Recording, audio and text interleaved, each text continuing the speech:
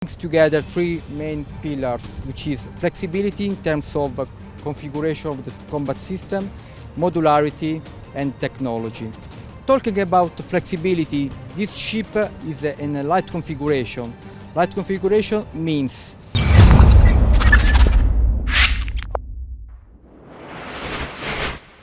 kapal perang baru lagi nih. Italia datang ke Indonesia untuk bahas rencana pembelian 2 unit It's Morosini. Halo sahabat Geblekers, kabar gembira datang dari dunia alutsista Indonesia, khususnya dari TNI Angkatan Laut. Seperti yang kita tahu, Kementerian Pertahanan Indonesia sedang berusaha keras untuk membangun kekuatan militer yang lebih kuat.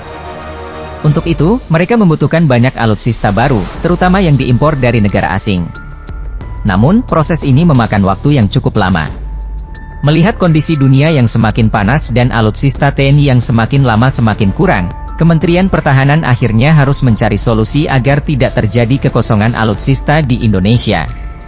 Salah satu solusinya adalah dengan membeli alutsista yang siap pakai. Kabarnya, Indonesia akan membeli 2 kapal perang dari negara Italia. Dalam kunjungan yang baru-baru ini dilakukan oleh Deputi Sekretaris Jenderal Pertahanan Italia, FAD, Pier Federico Visconti, ke Indonesia, mereka membahas kerjasama bilateral pertahanan antara Indonesia dan Italia. Bahkan, mereka juga membahas peluang kerjasama antara Kemhan RI dengan industri pertahanan Italia terkait pembelian 2 unit kapal perang jenis It's Morosini. Kapal perang It's Morosini merupakan kapal perang yang pernah digunakan oleh Angkatan Laut Italia di Indonesia.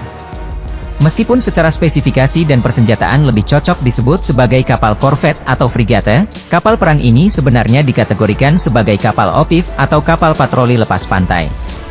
Kapal ini memiliki ukuran yang cukup besar dengan berat mencapai 5.830 ton, panjang 143 meter, dan lebar 16,5 meter. Kecepatan maksimumnya mencapai 32 knot dan dapat menjelajah hingga 9.300 mil dengan kecepatan ekonomis 15 knot.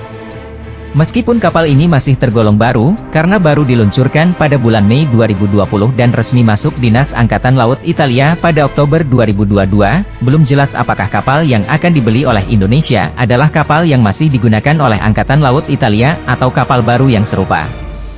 Kementerian Pertahanan segera melaporkan hal ini kepada Menteri Pertahanan Prabowo Subianto dan akan mempertimbangkan kerjasama dengan pihak-pihak terkait dalam bidang pertahanan.